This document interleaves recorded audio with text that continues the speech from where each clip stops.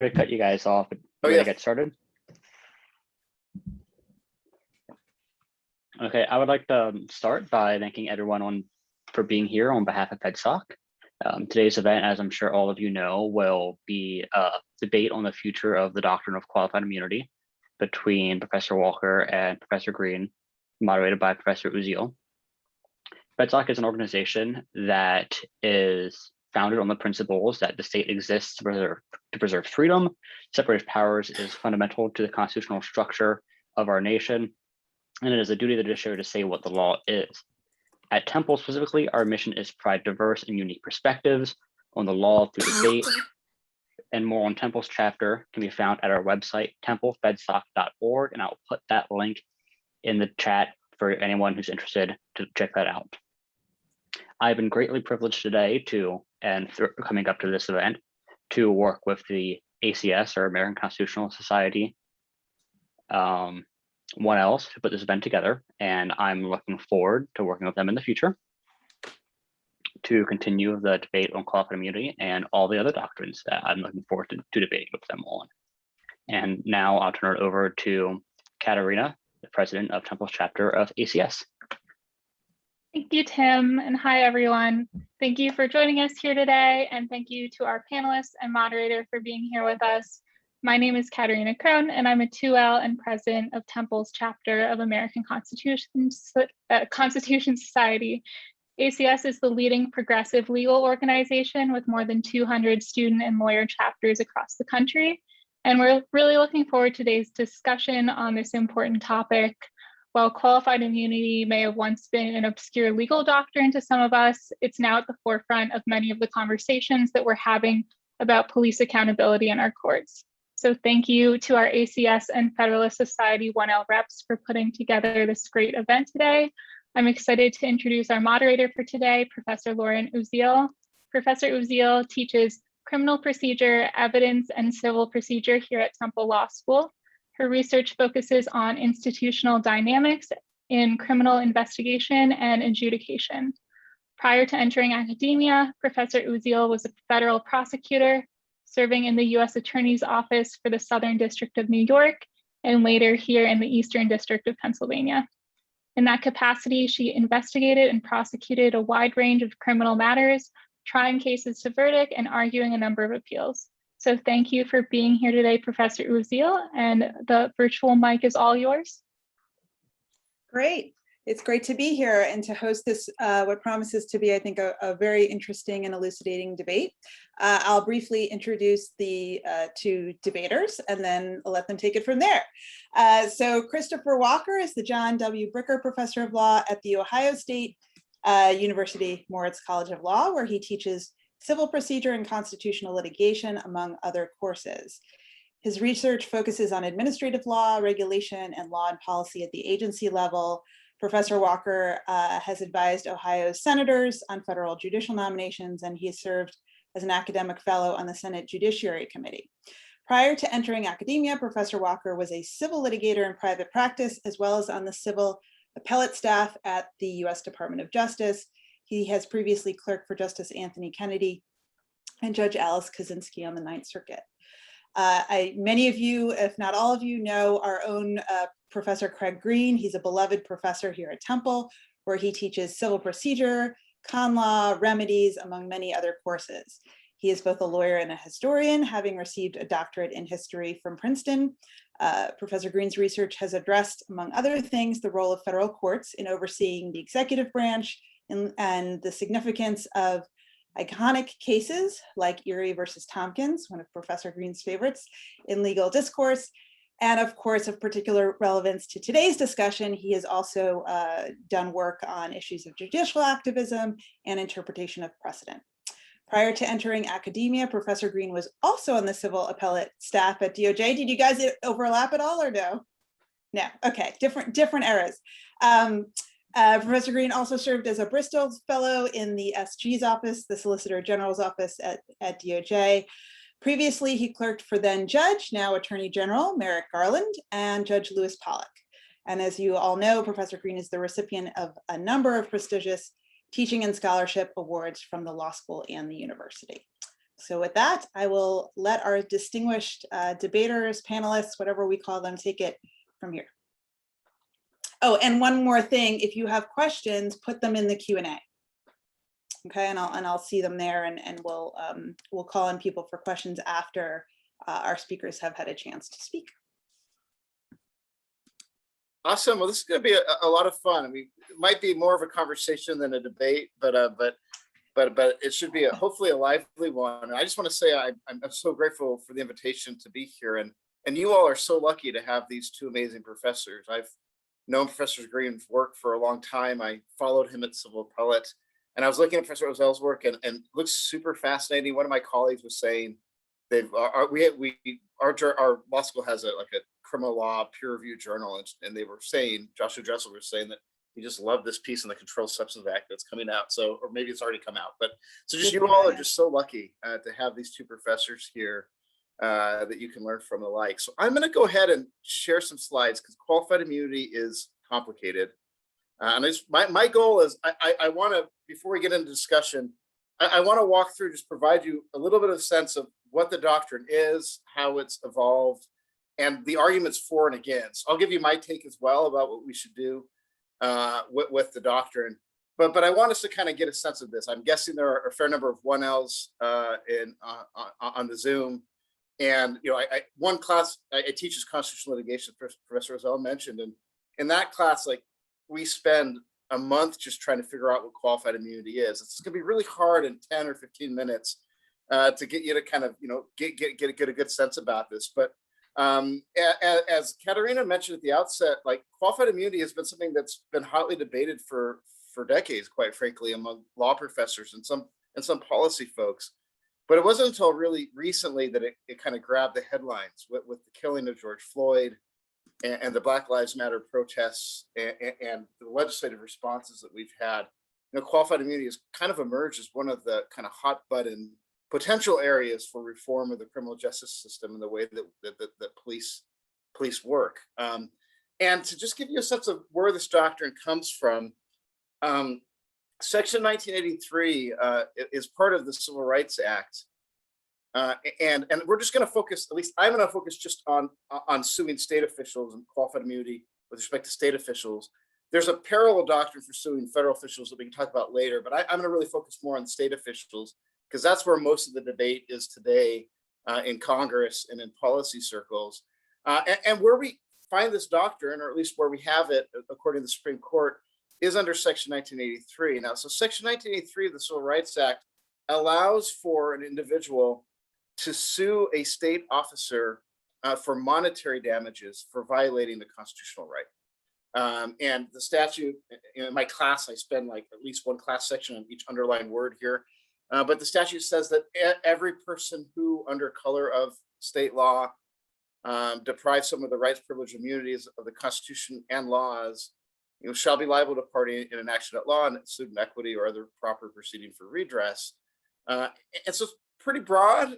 Any person under color of state law, so any state actor who violates someone's constitutional rights, you can bring a lawsuit in federal court or in state court, but usually in federal court under Section 1983. Now, what you don't see in this is anything about defenses, right? I mean, it just says every person. There's nothing about, does this person have a defense or an immunity against a lawsuit for civil damages? And the answer to that is the Supreme Court has long recognized a number of different immunities and defenses under Section 1983. And the idea here is the Supreme Court has said that the Section 1983 is enacted against the backdrop of common law defenses that existed at the time the Civil Rights Act was passed in the late 1800s. And just to kind of flag a few, so one, states themselves, if you've taken federal courts, you quickly learn, enjoy sovereign immunity. So in other words, when you sue under Section 1983, you can't sue the state directly. And the Supreme Court has actually said you can't even sue for monetary damage. You can't even sue the state or state officers in their official capacity for monetary damage under Section 1983. And so you have to sue individual officers in their personal or individual capacities. So that's kind of like the bedrock first principle. We could go into some debates later. I think the court could have interpreted Section 1983 as an exercise of the 14th Amendment. that Congress could pass similar legislation that would also kind of abrogate state sovereign immunity. But at least as how the doctrine exists today, you can't sue the state for monetary damages. So instead, you have to sue individual officers in their personal capacities. And even then, you have a number of immunities. So for instance, if the officers exercising a legislative function, you actually can't sue them at all, either for monetary damage or for an injunctive relief to stop them from voting a certain way or from otherwise, using their legislative function a certain way. When it comes to judges, they also can't be sued for monetary damages when they're exercising their judicial function. And if you take federal courts, you might have some fun exploring, like when are they exercising their judicial function, when are they not, right? For injunctive relief, you actually can sue them for minor issues that we're not going to talk about today because we're really going to focus most on executive officers. And when it comes to executive officers, Supreme Court has said that for injunctive relief, there's no immunity. So you can always sue under Section 1983 to tell an officer to stop violating your constitutional rights. As long as you have standing, you can get into court. But when it comes to damages, the Supreme Court has said that the executive officers, think police officers, governors, social services workers, anyone that's using an executive function under the state is entitled to a qualified immunity. And I'll talk about what that means in a second, since that's obviously the subject of this debate. Not going to get into municipalities, but cities also enjoy some immunity, and you can only sue them for certain things, for like official policies, practices, or customs. So there's no, like, if you've taken torts like respondeat superior, no type of, like, they're not liable for just the acts of their employees. That has to be something that they did themselves. Okay, so that's like the big picture of this. Now, why do we have immunities? Why did the common law, why did courts establish these immunities in the, over the decades, even kind of British common law as well? The Supreme Court's given three kind of main reasons I'm going to focus on today. The first is that it helps states recruit, hire, and retain the best people. In other words, if officers are going to be worried about being sued, tied up in litigation, perhaps even losing their savings and homes over litigation, you're not going to be able to hire the best people. At least that's one of the arguments the Supreme Court has given. Another is to allow officers to fully perform their duties rather than be distracted in litigation. The idea that you'll get from the cases, if you read them about qualified immunity and some of these absolute immunities, is that if they're tied up in litigation, they won't be able to do the job that they were hired to do, and that people elected, the people who supervise them, to play that role. And then the last one is that immunity helps prevent officers from feeling chilled and making tough decisions to faithfully execute the law. And we'll talk about that a little bit more, I'm guessing, in the debate, this idea of, hey, if you're choosing between acting or not acting, doing your duty or not doing your duty, we don't want to at least have over deterrence of officers doing what they're supposed to be doing, protecting the public, perhaps. I think maybe a Second Amendment kind of rally context, or if they're trying to decide in the school context, safety or speech issues, things like that. We want, at least the court has said, we have these immunities to encourage officers to make tough decisions and faithfully execute the law. All right. So qualified immunity, though, unlike the others, kind of emerged in 1967, and it emerged in a case called Pearson versus Ray, where the Supreme Court said, at least when it comes to police officers are entitled to qualified immunity, which is a defense of good faith and probable cause. So in other words, like in the Fourth Amendment context, if someone files a lawsuit against a police officer for damages, says that you unlawfully searched my house, or you used excessive force, the response they'd have to say is, I acted in good faith, I had probable cause. Over the years, that doctrine has evolved a bit. So the first kind of move was that if you're a plaintiff suing, you could plead either or both, that the officer knew or should have known that they were violating your constitutional rights, or that even lack of objective intent, that they actually intended to violate your constitutional rights. So even if they didn't, violate your constitutional rights, or shouldn't have known, if there wasn't like a case on point that told them that that was a constitutional violation, if they intended to use excessive force or otherwise violate your constitutional rights, then you could overcome qualified immunity. In Harlow versus Fitzgerald, and maybe we'll talk about this more in kind of the Q&A and back and forth, the Supreme Court got rid of the subjective intent prong. And so now the only way to overcome qualified immunity is to show that the officer was objectively unreasonable. And in other words, you have to say that a reasonable officer in that situation knew or should have known that they were violating the Constitution.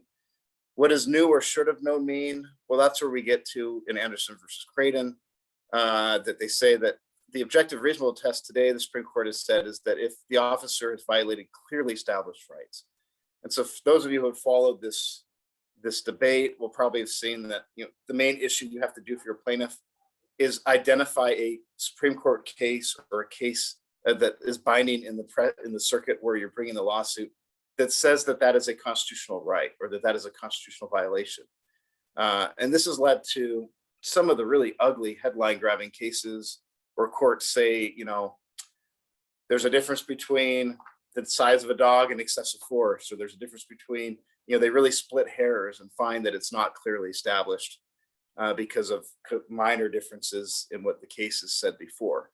But so if you're kind of just zooming out, if you're thinking about qualified immunity, if you're an officer and you get sued under Section 1983 for monetary damages, your defense from suit and from damages, so you can file this at the motion to dismiss stage at the very beginning, is, hey, there was no Supreme Court case, there was no circuit court case, and I'm oversimplifying a bit, but just to kind of get us through it, that clearly establishes that I violated the Constitution and therefore you can't sue me for damage. And that's basically the idea of qualified immunity. In recent years, there's been a lot of attacks on qualified immunity. The first set of attacks I think are kind of nicely summarized and advanced by Will Bode, a law professor at the University of Chicago, is that it's a made-up doctrine as a matter of law, that it's not a common law immunity that existed in the 1800s when the Civil Rights Act was enacted. Instead, it's a doctrine that the Supreme Court invented in the 1960s. And Will is a Federalist Society originalist, probably the leader of the originalist movement now, I don't know. And that's really where he's coming from. He's saying, as a matter of first principles, this doctrine just has no founding. This has gotten a lot of traction. If you kind of Westlaw site check this, it's been cited by I think 60 or 70 courts already, including by the Supreme Court at least a few times.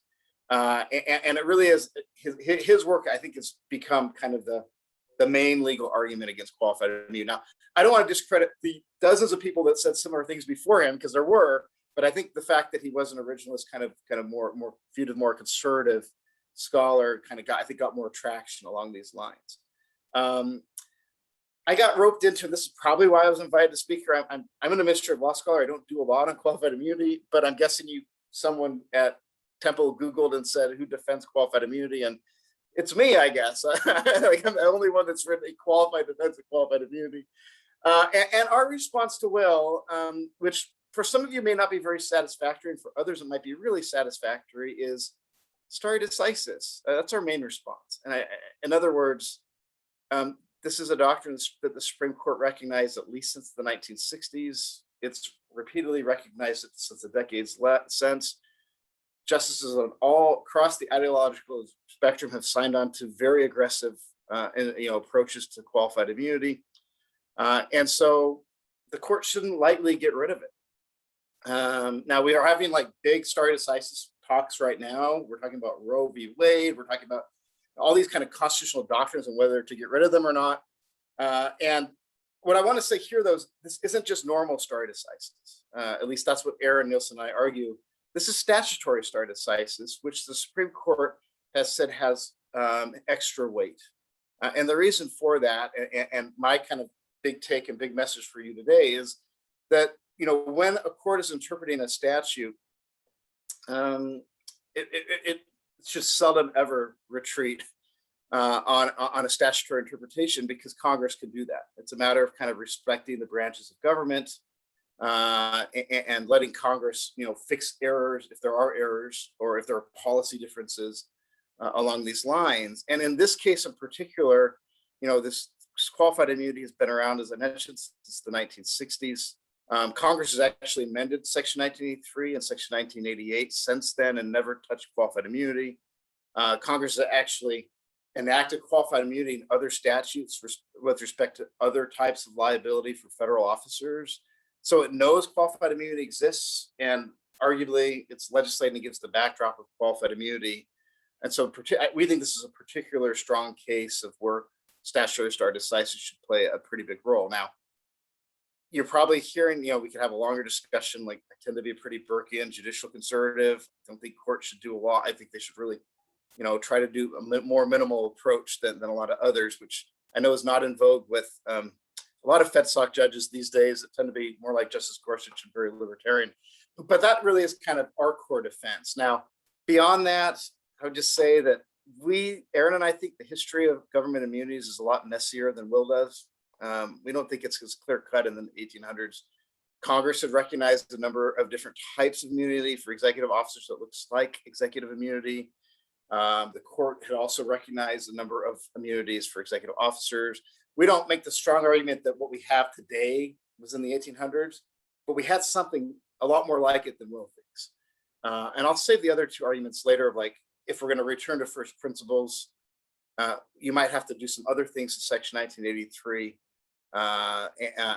And on fair notice, we can talk about that a little bit later. But that's kind of our main argument, at least on the law, that, if we're just making a legal argument about whether the Supreme Court should overrule qualified immunity, I personally don't think it's a close call. I think this is something left to look to Congress, mainly because of statutory stare decisis. I do want to flag just an article real quickly. So Scott Keller has an article that's coming out of the Stanford Law Review. Scott Keller used to be the Solicitor General of Texas, in which he says that reaches somewhat similar conclusions to what we did. We took a more brief, cursory look at common law immunities in the 1800s. And he also finds that executive officers were entitled to immunities in the 1800s, but he doesn't find any support for getting rid of the subjective intent prong, which I think is really interesting. I just want to flag that for later if you want to kind of geek out and read the article. It's on SSRN. Okay, so I'm going to move a little bit more quickly. There's also the policy case against qualified immunity. So putting aside law, putting aside whether the court got it right, whether there's a common law immunity, whether they're interpreting Section 19.3 right to include it, there's some really strong, powerful arguments on the policy front. And lots of people have written on this, but Joanna Schwartz, in my mind, is by far the most comprehensive and innovative empirical researcher on this front. She's done a number of studies to demonstrate that qualified immunity does not achieve its policy goals. In one study, she showed that in her sample of police departments, 99% of police officers were fully indemnified by their department or their municipality. In other words, if your goal is you're worried about officers, losing their homes or their livelihood over this lawsuit, her answer is you don't have to worry about that. They never pay a dime. It's all paid by the local government. She's also looked at the effects of qualified immunity on litigation and litigators. So the idea that maybe this will keep officers in court all day long, and qualified immunity saves you from that. And she finds that qualified immunity has very little effect on litigation or litigators. And she also finds in a more recent article, it also doesn't really help with officer training. And so that's kind of interesting if you're trying to get into the policy debate about qualified immunity. And maybe we'll talk a little bit about how that cuts both ways later. Erin and I have responded to some of that and kind of not entirely persuaded. Her reading of her numbers are different than ours. I mean, if qualified immunity only has effects 1 in 3 lawsuits, we think that's actually really high. And she thinks that's low. 1/3 of lawsuits being affected by qualified immunity strikes me as something, a doctrine that's doing some work. Maybe we could talk about that a little bit more. But so if you go through some of these reasons, we at least kind of fall in the line that, yes, I think she's doing some important work. I'm not sure that the policy case is as clear cut. The last thing I just want to kind of focus on that front is in a more recent article that came out last year, Erin and I talk about the federalism dimensions of qualified immunity. And so the first point we make is that in light of Joanna Schwartz's work that shows that officers are actually almost always indemnified, this actually has stronger federalism implications, because now state and local governments are the ones that are footing the bill for these lawsuits, and qualified immunity is limiting the bill they have to foot for these lawsuits. And so in the article, we make a number of statutory interpretation arguments about how, if the court is going to reconsider qualified immunity, it needs to keep in mind that state and local government is going to be quite affected by any changes the court makes. In other words, this probably is something that Congress should deal with if it's going to kind of upset some of the current balance. And similarly, because states are relying on qualified immunity and the rest of the court's Section 1983 jurisprudence when it sets indemnification and the like, that we argue that this is another reason why the court really shouldn't be trying to restrike this balance, that it should be left to Congress. And because I took more time than I thought, I will just quickly skim through to, well, if it's not Congress, and Congress does have some legislation pending, or at least last congressional session it did, that would reform qualified immunity. The other thing that we do in the paper is we say that state courts and state legislatures can also play a really important role. And before the killing of George Floyd, you already had this. A number of state courts had already interpreted their state law immunities much more narrowly than the federal qualified immunity standard.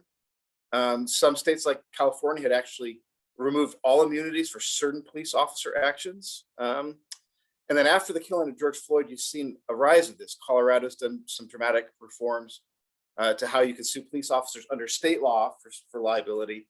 And New York City, I think just last week, did some other really dramatic reforms.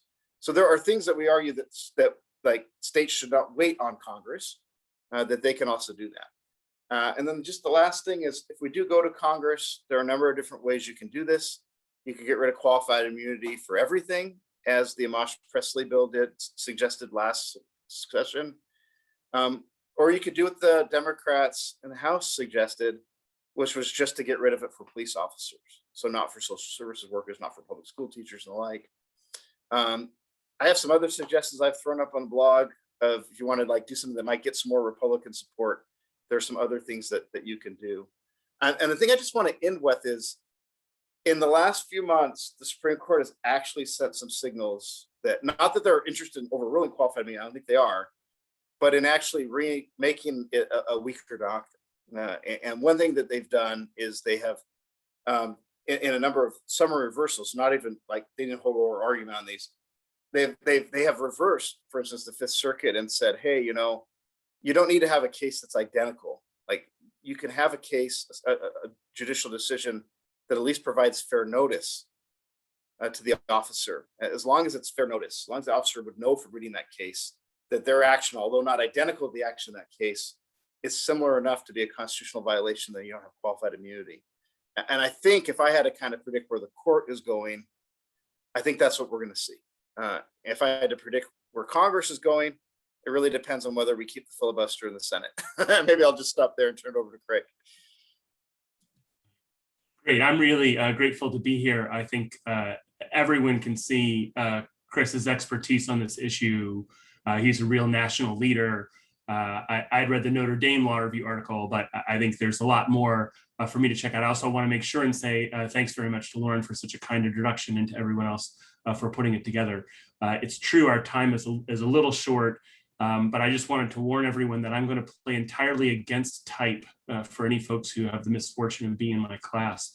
Ordinarily, I think I'm very focused on legal technicalities and even on legal history. And today I'm not going to do that. Today it's big, bulky, blocky concepts, which may, I think, provide a supplement, perhaps not a direct debate, for some of the really excellent and actually more technically oriented points that Chris both flagged and also provided sources that people can chase down and track down, things like this. So with that warning or introduction, I think it's true, so you guys put it this way, I think it's true that qualified immunity actually has a lot of lives. There's its life under 1983, which is a federal statute that allows suits, constitutional suits against state and local officers. There is a comparable doctrine, of course, as Chris mentioned, with respect to federal damage actions against under the Constitution. Federal tort actions, actually, the Federal Tort Claims Act effectively, in the Westfall Act, effectively eliminate any immunity for federal officers, for qualified immunity with respect to federal officers' other immunities. And then I think the other thing to say about qualified immunity, which Chris also mentioned, but I want to stress, is it has a life in states as well. And it applies across the board to all kinds of executive officials, as he mentioned, but not for me and not for today. Today, I only want to talk about cops. and police. And I think that, this is sort of one sort of image that people have of today with cup foods, which anyone who watches news is much more prominent in our minds, perhaps, than it might have been. But this was sort of, I think the scenes that I saw when protests were going on, a lot of familiar sights and this kind of a thing. And as I was coming back to my house from having seen some of the protests, I saw this sign, which I couldn't believe, end qualified immunity. I was like, have they taken federal courts? This is an issue that I think, really one would not have necessarily expected those kinds of things. But I've now understood better, I think, why one would have a sign like this. I think there's a way in which I've learned from those protests. I think that's fair to say. And one way to think about it is you might imagine that law controls police. And then you would ask, what kind of law is it that controls police? And then you might have various kinds of options. Administrative law, internal law, criminal law, which of course we're seeing on the news, civil injunctions and civil damages. And each of those has pros and cons. Administrative law, you can think about bureaucratic internal review. Upsides is those are people who have expertise. Those are people who can really evaluate one another. Downsides, maybe it's co-opted, maybe it's part of the system, maybe it doesn't provide that kind of openness. Criminal law, of course, ups and downs. A jury of peers and grand juries possibly, and this kind of a stuff, but beyond reasonable doubt is pretty limiting stuff. I think if one thinks about law controlling police, I think that's fair to say. Flagging once again, as Chris and I both have, take federal courts, one might say. Civil injunctions, an injunction that says stop violating the law. You might think that's the stuff. But actually, let me give just one very practical thing, which is lawyers can't get paid much by civil injunctions. And so insofar as there's a systematic funding issue for the enforcement of law against police, for example, civil injunctions will systematically under-enforce law against the police. And then, of course, you have civil damages, which have a lot of virtues and costs and whatever else. And this is where qualified immunity lives. Qualified immunity lives as a limit on the availability of civil damages. And as one thinks about sort of the possibility of having law control police, one idea that I think has moved this discussion forward is there needs to be more of it. One need not commit to one of the four branches, but actually civil damages do have their place. And in a world where, just to pick a couple things, everybody has their favorite statistics, but 1,000 people are shot and killed by police, but perhaps more this year. And of course, racial disparities with 2.5 times more African-American men as compared to white men, and twice as many African-American shot by police who are unarmed. So a variety of reasons to think the laws controlling the police is not functioning kind of that well. And one of the real ideological or basic principles that one can understand if one thinks about qualified immunity is about civil law. So this is about the availability of civil damages remedies. That's what we're talking about. And in a certain sense, you could think about, there's a certain kind of law, civil law, that controls police, and another kind that controls non-police. And qualified immunity applies to governmental officers in particular and specifically. Now, that's a little bit tricky in a way, because a lot of the law we're talking about is constitutional law that applies to government officials anyway.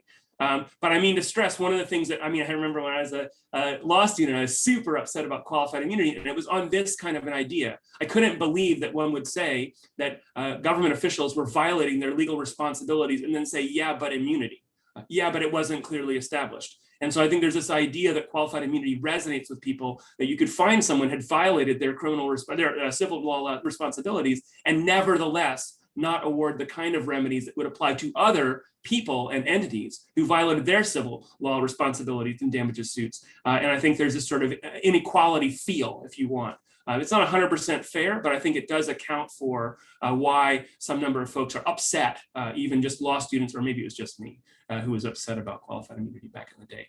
And this idea, it also provides a faucet-turning limit on the availability of damages litigation. If one wants to enforce new rights, that can't happen through damages litigation. I think Chris made, but many points Chris made, but I think one of them that I want to highlight is, yeah, if you affect the results in damages litigation, that will have, at the risk of overwatering us, will have ripple effects on what kind of lawsuits people are able to bring and what kind of rights people are able to enforce. You should expect qualified immunity to have a transformative effect on the kind of damage lawsuits that are brought against the government, including the police, to try to enforce rights. because in order to win, you can't just win, oh, they violated the rights on the facts, on the law, whatever. You also have to win that law was clearly established, at which a reasonable officer would have known. And that raising of the bar, that raising of the standard before plaintiffs can receive damage payments, I think has again, transformative effect, a very strong turning the faucet effect, limiting the availability of damage litigation, thereby limiting the enforcement of law against police officers, which of course is the theme of what I'm talking about. And so then if you take it that far, then I think it becomes a question of institutions, which I think Chris has flagged. Should this be done by the Supreme Court as a matter of stare decisis or what have you? Again, it's not for me to say which precedents the Supreme Court should overturn. I'm going bananas right now in my own life about how Chevron doctrine, which of course Chris has also written about, leave it alone, I said. It's a precedent, leave it alone, I say. So it's hardly for me to say the Supreme Court, which is feeling pretty muscular right now, just to put it that way, just a little more bluntly, feeling a little muscular right now, going around overturning precedents in constitutional law, which of course, everyone knows, in constitutional law, in statutory law, it's not clear. But I think this institutional question of who ought to do it, should it be the court or should it be the democracy? I think that's one way. Like, one might agree that there should be more enforcing of law against cops. One might agree that damage remedies should play a greater role in that thing. And one might nevertheless agree with, I think, Chris's institutional point, that might best be done by legislatures. Never minding that, of course, qualified immunity was never actually made up by legislatures in the first place. It's a creature of the court. And that's kind of one argument, they brought it into this world. Maybe they should be the ones to take it out. That's sort of one point of view. But I think this other point of view, but for the filibuster or but for the inactions of, sure, Congress should fix it, comma, it'll never be fixed. Sure, Congress should fix it, comma, but it never be fixed. And I think Chris has indicated, if one were to share any of the points that I'm putting forward about qualified immunity, one could nevertheless welcome a double institutional approach, as the Supreme Court limits, perhaps in salutary ways,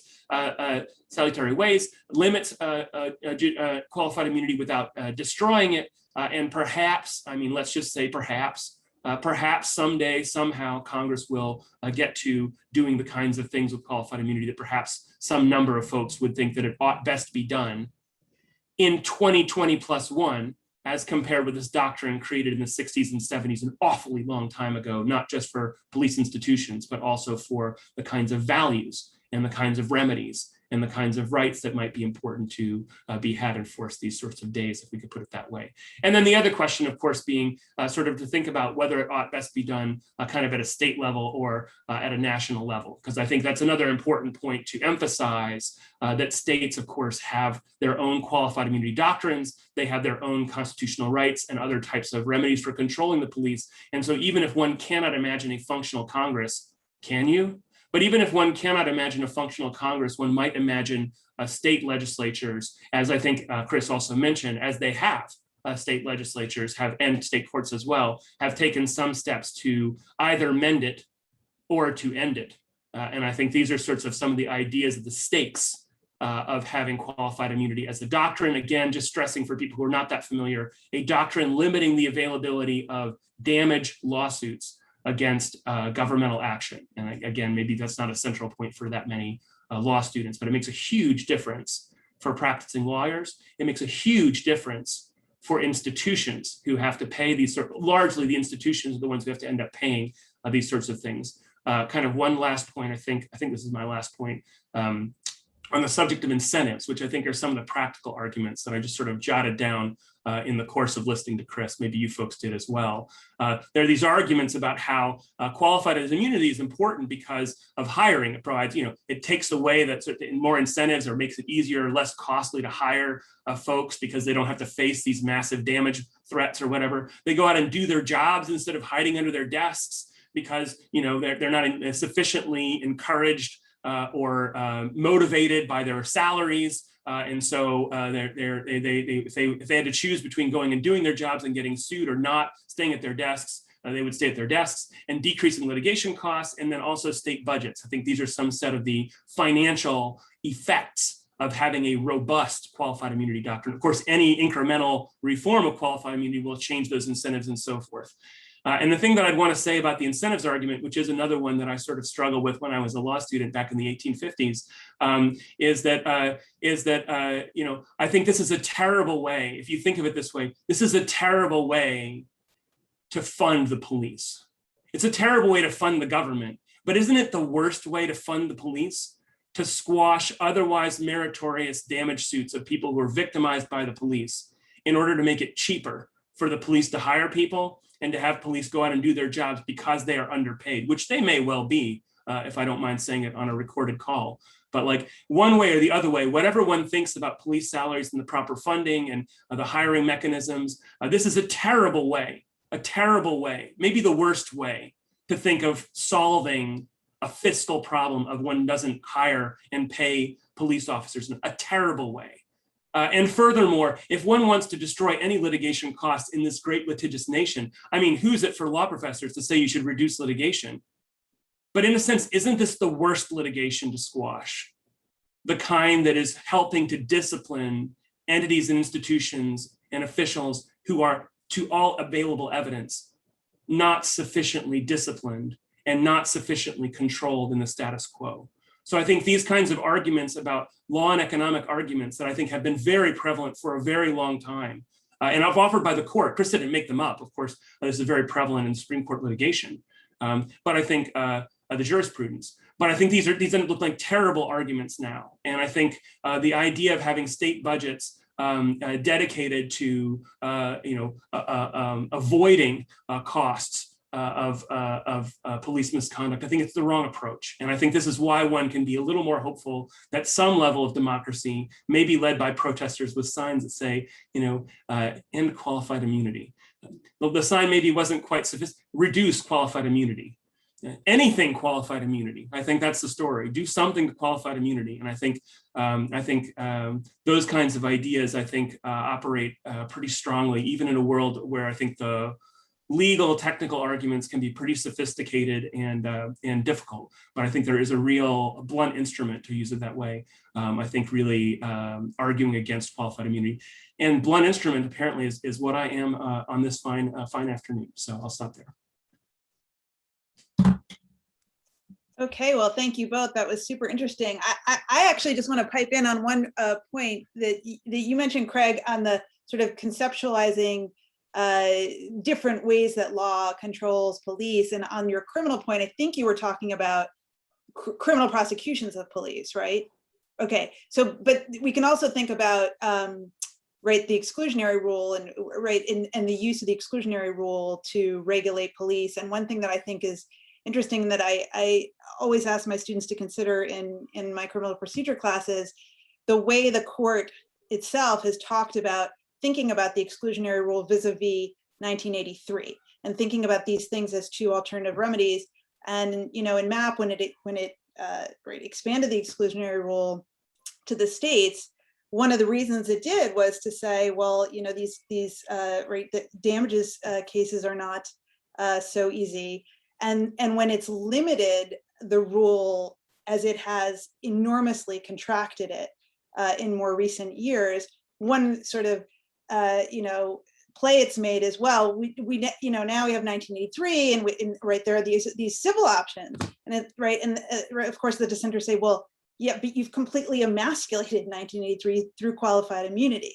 So I think it's helpful to sometimes think about all the different ways law interacts, but when we think about these two doctrines that are both within the court's control, they've limited both, like at the same time. It's not like it's not like they're saying, well, 1983, okay, qualified immunity, well, fine, then we'll expand the exclusionary rule as a means to regulate cops. Like they haven't, they've limited both.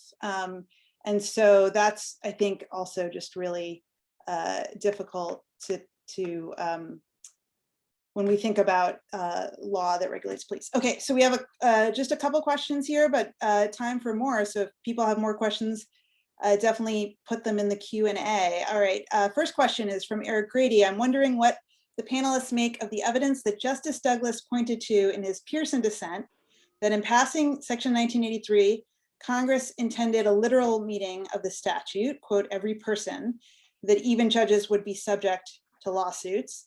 and that many of those who voted against Section 1983, whoops, somehow that question just disappeared. Oh, there it is, now it's back.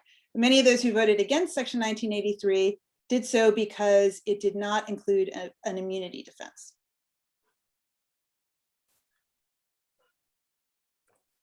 Yeah, I'm not sure that's necessarily right. As a matter of what they were doing, and it's interesting. I mean, it's definitely you definitely have Justice Douglas saying that I don't think there are any defenses, but I haven't seen like the legislative history suggesting that. In fact, I don't think there really is much at all on immunities. I'm not sure which way that cuts. But I think in the late 1800s, if you had suggested that legislators or judges wouldn't be immune for legislative or judicial functions, that would have been a big surprise to the Congress that enacted that. And maybe I'm wrong. Maybe Craig's a historian in the group. Maybe he has a different take. But that's kind of one of the things when people say, "Oh, there's not a defense in Section 1983." Like, I'm a textualist, I'm not going to read it into it. It's one of those. It's like, well, actually, like. When I teach statutory interpretation, and I teach the very simple version of textualism versus purposivism. But we kind of leave out the whole idea of the common law, and quite frankly, of precedent as well, the roles that those play, and yet I don't think even like a Will Bode or Janice Schwartz would argue that just because it's not in the statute itself that it's not a defense to this. And I mean, Lauren's more of a criminal law, I'm not a criminal law expert at all, but I think we like the idea that we read common law defenses into criminal statutes as well. Maybe I'll just stop there and see if Lauren or Craig have any other reactions. It is a really interesting question. Yeah, sure. And I think I'm actually similarly going to take a step kind of the more abstract level. A lot of what the actual, of course, Pearson and Harlow and a bunch of other cases that are about constitutional claims or whatever you want. You have these overlapping history moments. You have the moments when the constitutional provision at stake was ratified. For the application to the states, you then have a moment of incorporation, which has its own complicated set of histories. You have this moment in what we could call for the moment the Warren Court, when a lot of this stuff is happening. Mapp v. Ohio and the expansion of the exclusionary rule, Miranda, a bunch of things are happening kind of in the mid 20th century, I'll put it that way, just to be sort of inclusive about it.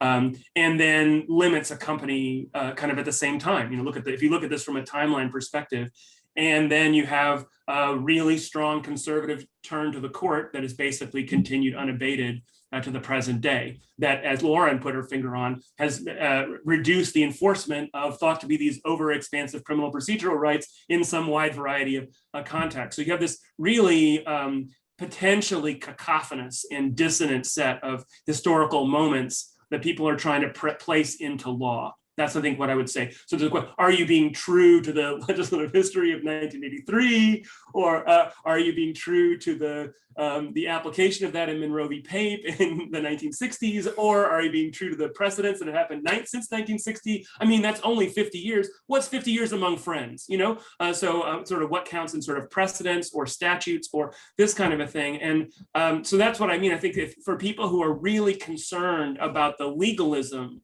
of, I think, this question of immunity defenses. So this is a federal court's issue.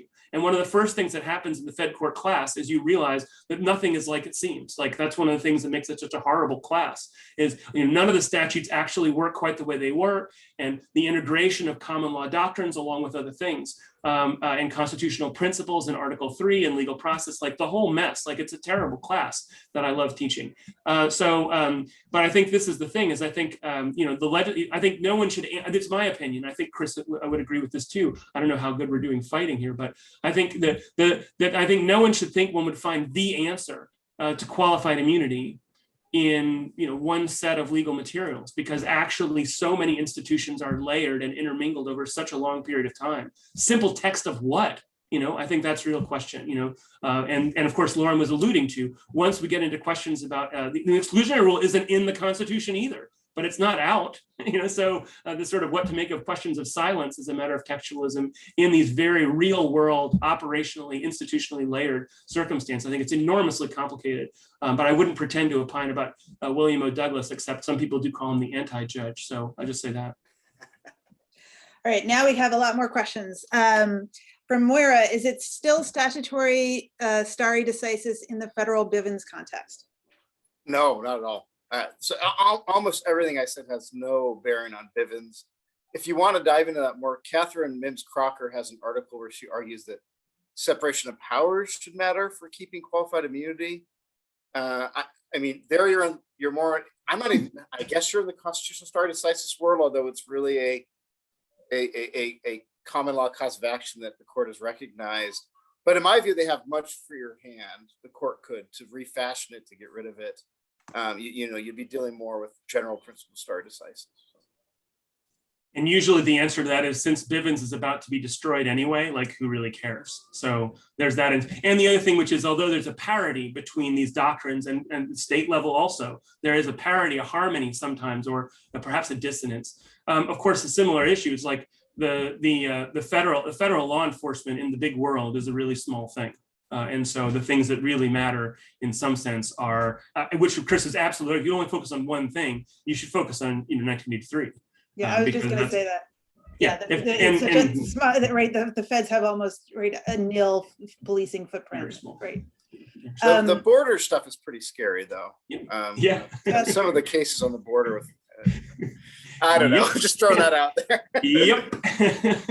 All right, next question from Joshua Tufts. I wonder if the panelists may be able to share their perspectives on the limiting nature of fair notice that Professor Walker mentioned in the context of police officers pointing to cases that establish a violation of a right. Will that be effective, or is a bigger step needed? I think that would be a really important move. It's not actually anything new. The Supreme Court and hopefully Pelzer, Justice Stevens, in a case where they actually granted qualified immunity, kind of established the fair notice principle that you don't need to have a case on all fours. But I think that would make a really big difference. If you go to like Cato's website and see all their list of the worst cases, of grants of qualified immunity, most of them, some of them I think are just wrong, put that aside under the current doctrine.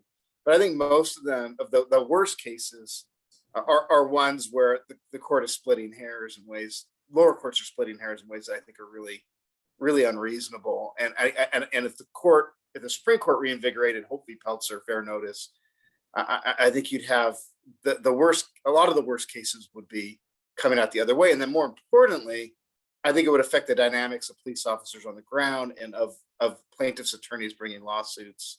What we haven't talked at all is that under Section 983, if the plaintiff prevails, you get attorney's fees. And that's a huge driver to encourage lawyers to protect constitutional rights. Not, allowing a hopefully Pelzer fair notice principle, I think would change those dynamics and encourage even more lawsuits to be brought, and more, quite frankly, more settlements to be reached in the close cases. So I think it's a big change. I don't know. Again, I'm not a policy person, but my reaction, having read several thousand of these cases, is that you would see a change, and an important one. Is it enough? I don't know, but I definitely think it's an important change, and the court wouldn't even have to overrule precedent to do that. Yeah. Although, and I think that's right, and the very small institutional point is, the court has repeatedly and in various contexts. So we're not talking about injunctive relief, but of course, chokeholds were litigated in Lyon's case, decades ago for injunctive relief. And I think the idea of having a special concern for fair notice in the context of governmental damages suits, I think ends up feeling curious and out of place. Because of course there's fair notice, and of course constitutional principles should take account of a lot of things. And just to take one example that again Lauren has brought forward, unreasonable searches and seizures, only unreasonable ones violate the Constitution. Whatever substantive rules one wants to have in constitutional rights to reach whatever one thinks is the right balance. I think on top of that analysis, to layer on extra sort of qualified immunity is the part that feels really out of step. And the idea of being especially worried about fair notice in that context, not for private or sort of a corporate or any other sort of damage with respect to their civil liability, but only with respect to governments and only with respect. I mean, it seems very, very strange. Why should they be the ones who get special fair notice kind of worries? But I think Chris is also onto it, where the more finely sliced the doctrine becomes, the less you find a comparable case to clearly establish the law. I mean, that is absolutely the way the court has walked for a long time. And there's no reason to expect it to stop. And that again puts more pressure on, I think, both Chris's and my focus on democratic action as a possible solution we could encourage. I mean, maybe everyone will be won over by Will's articles, perhaps, but probably not, actually, because there's probably deeper stuff. There's deeper stuff at stake here in controlling the police, this broader theme that I think unites exclusionary rule, damage remedies, injunctive relief, restructuring, bureaucracies, administrative law, and availability injunctions. Okay, next question from Lorenzo Riboni. What about the disparate impact on the possible purchasing of professional liability insurance for officers between small departments, like 1 to 15 officers, and large departments, suburban versus urban versus rural departments, thinking about departments that are unionized versus non-unionized, if qualified immunity was abolished? Yeah, this is a long conversation that we would have to, that Aaron and I explore in our Georgetown article that just came out last year. A lot of the work that Joanna Schwartz has done on identification has focused on large police departments. And yet, as she says in the article, like the vast majority, like there are more than 1,800 really small police departments across the country. And I think that it could cause some really serious problems from a budgeting perspective for small police departments. And it's one thing that I hope that when Congress, if they do take a serious look at this, at the whole hearings and kind of get a better sense of what's going to happen with the small police departments. She's written a number of articles that shows all the different ways that police departments finance, and it varies a lot by state. We track that state by state survey in our Georgetown article, but some states, large departments can sometimes just self-insure, other ones under state law have a certain amount of money they can get from the state budget for it. And a lot of smaller police departments still have to purchase insurance. Some risk pool with neighboring departments as well. But there are lots of different ways in which, police departments have done this. And I do worry more about the rural and the small departments and what will happen. Now, the flip side is, if you look at the trends of lawsuits being brought, not surprisingly, higher density, you have more lawsuits, not just as an absolute number, but also as a per capita number. And you can kind of guess why or not. You can draw inferences on why that might happen. Higher density, just more contact with police, perhaps. I don't know. Lots of different explanations. So maybe the problem wouldn't be as big. And now I'm walking back everything I just said. Maybe it wouldn't be as big in smaller departments where you might not have as many potential lawsuits coming forward. So I think it's a complicated policy question, but I do think it's important to ask, as the commenter did, of how will this affect rural states, how this affects small departments, differently than that might kind of what we usually think of, which is like the New York Police Department or Columbus Police Department or something like that. Big police departments do really different things than small police departments, which I think is the element that Chris was referencing in some respects. And some of those things are more destructive and damage people more. I think that's true. And I think the second thing, which is again just a very, very blankety broad thing, is for small and big police departments, does anyone think that fiscal funding problems should be solved not by raising taxes and not by generating revenues, but rather by squashing otherwise meritorious damages lawsuits? And I think that's just a really hard argument to make for big or small or whatever else. Retraining and retooling big police departments is also hard. Steering, I think, isn't it, container ships in the Suez Canal, I think is the topical reference. But smaller police departments ought to be able to bring themselves within constitutional boundaries, or more clearly so with an easier, there's a lot of things to say about it, but for the qualified immunity discussion, it's just a question of, does one want to solve those problems with respect to insurance by shifting the burdens onto people who have damage lawsuits against police inaction, misconduct? I think that's a really simple way of putting it, is what I would say. So we're just at 1 o'clock. We've got 3 more questions. I don't know what your time constraints are, Chris and Craig. I know there will be some students who will have to drop off for classes. I don't know if you want to stick around to answer these last questions or if you guys have to go. Okay, so we'll answer these, and folks who have to leave will leave, and otherwise, and if you're interested, you can catch it later on the recording. It's the benefit of Zoom. Okay, a question from Reed Truitt. Do you think the Supreme Court would be willing to and or should go back to Saucier's requirement that a court must first determine whether a right was violated before looking to whether it was clearly established? Yes, I've written a fair amount of this years ago. So this is something I haven't talked about at all. But another question you have, and maybe Lauren was kind of hinted to it earlier, that another question you have is that if you have qualified immunity and a court can just say not clearly established and doesn't have to do anything more, that constitutional violation might never become clearly established. There might not be another mechanism through exclusionary rule or through injunctive relief or mispolite.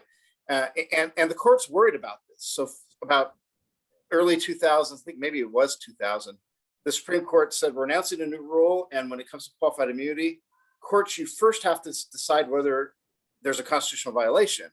And only after you decide that, do you then decide whether it was clearly established. And that lasted for about 8 years. It was an experiment that the Supreme Court was not happy with. And so the year I was clerking for Justice Kennedy, Justice Alito wrote an opinion for the court, getting rid of that Saucier standard that you had to answer the constitutional question first. It was written by Justice Alito, so he gave like 14 reasons why you shouldn't reach the constitutional question and like 3 why you should. It was kind of stacked in a way, like to encourage lower courts not to reach constitutional questions. As I tell my students, you can always put a not before those 14, they become reasons why you should reach, the constitutional question. But I generally think that Saucier was a bad experiment, and it led to courts answering constitutional questions with really poor lawyering, with really bizarre facts. Remember, a lot of these cases are on the pleadings and nothing else. It led to a lot of rulings by courts that there was no constitutional violation, when arguably I think there was constitutional violation, so kind of cut both ways there. So I'm not a fan of a mandatory rule that courts have to answer those questions. I also get really nervous that it's, an advisory opinion, and like the courts really shouldn't be, doing that too often.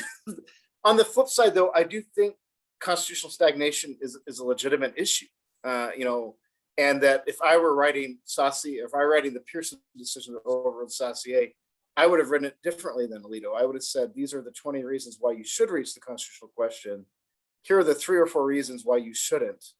And we're going to defer to your discretion, but only to a degree. And then, as I've written in a couple other articles with my co-author Eric Nielsen, we've also suggested that lower courts be required to provide reasons why they didn't reach the constitutional question, so that courts are forced to kind of actually grapple with, should I be reaching this constitutional question or not? And some of the core reasons to reach it is it a recurrent issue?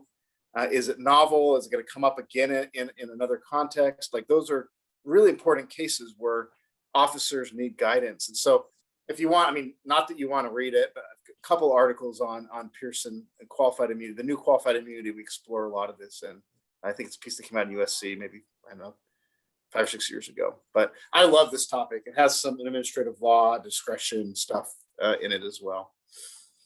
And I wouldn't predict that. I think one of the reasons, the big upsides of requiring courts to decide the constitutional issue first was it allowed newly conservative courts to restrict rights more effectively, and called it other things than that, called it sort of more uniformity, and called it deciding active, non-stale constitutional questions. And I think that given the recency of the abandonment of Saucier and coming toward this new, I think that every reason to expect that that flexibility will continue to be vested in lower courts and the Supreme Court if it hears cases like this.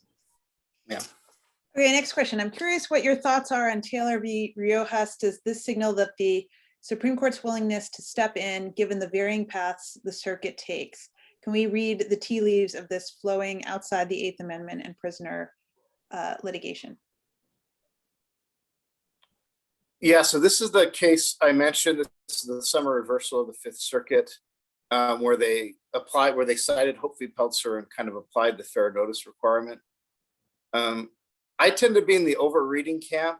I think they are trying to send a message, and I think we're going to see more of these, where the courts using its shadow docket to reverse, grants of qualified immunity.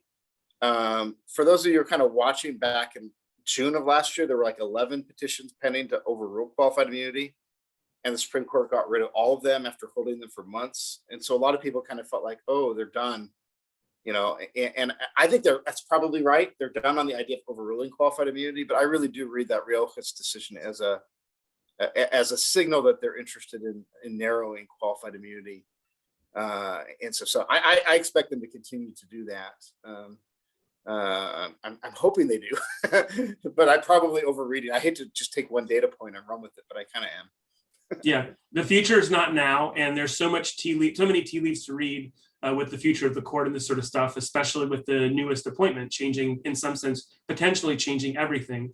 One thing I would say in terms of looking forward is, another question is whether and to what extent any of the political events of the last year, which are a lot, any of those will have any effect on the predictable, which is not to say true, but the predictable conservative shift that one would expect from new personnel in the court. It is not obvious that those things will come to pass. It is possible those humans live in the world just like other humans. And it is possible that some other things that one might have predicted based on their trajectory to the court, or even their trajectory on the court to this point, may not remain stable, as so many things have remained unstable in the last year.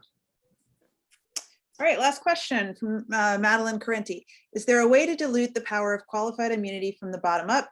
Or phrased differently, is there a more provocative way to address and provide fair notice, as Chris had mentioned, to executive officers?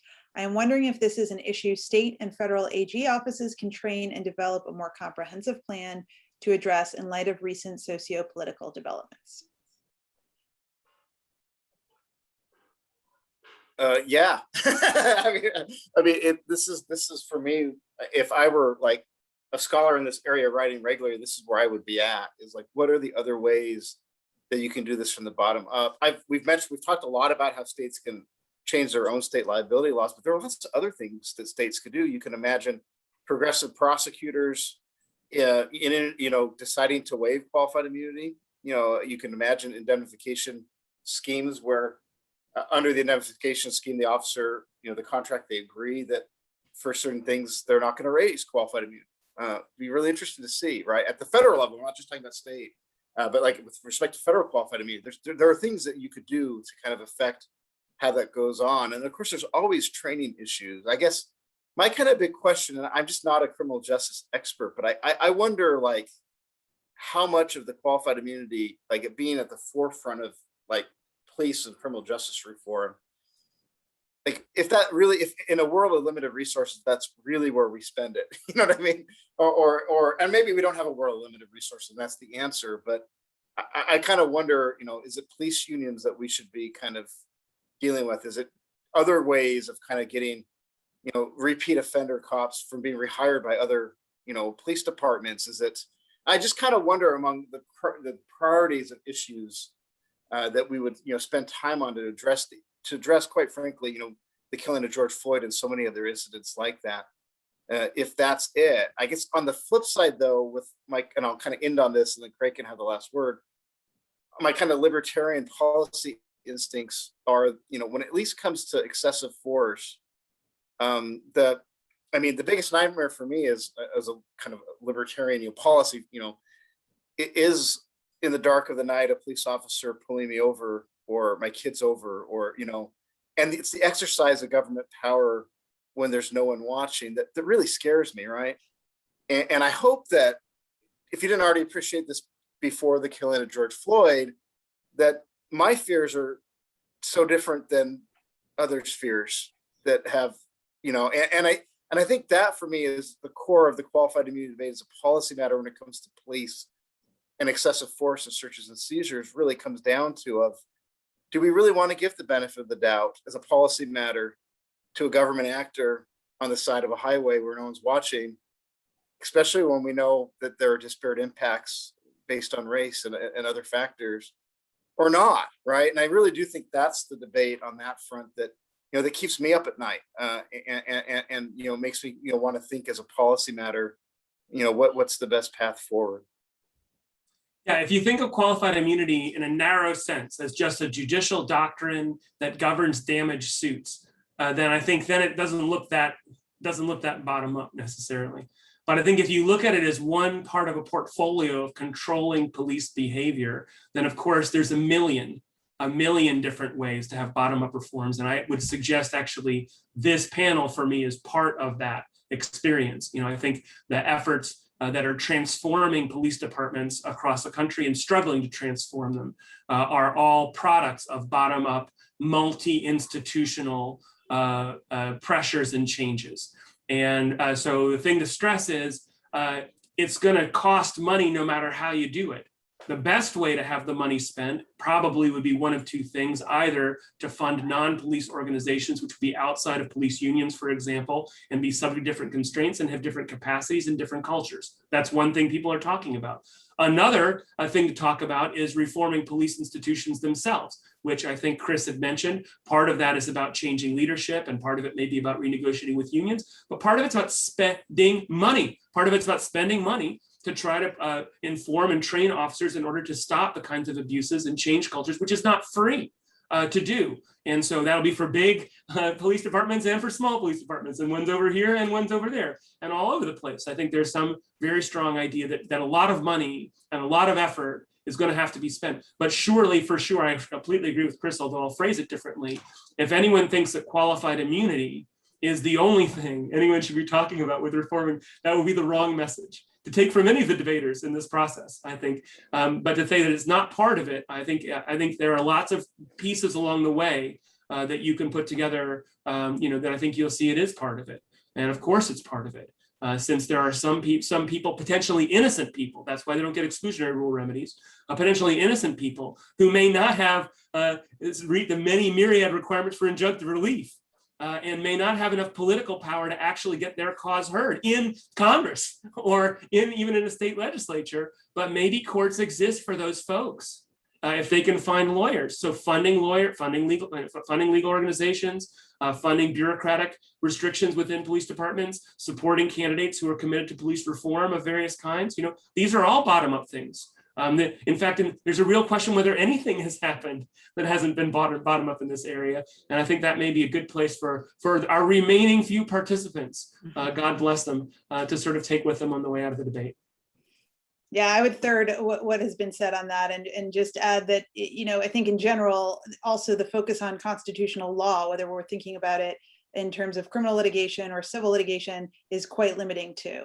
Right, proving constitutional violations is in and of itself, just even putting qualified immunity aside, difficult. And there is lots of police conduct that may not be unlawful, but is damn undesirable. And if we can think about ways to regulate that as well, and not be so hemmed into con law as the only form of remedy, I think that's helpful.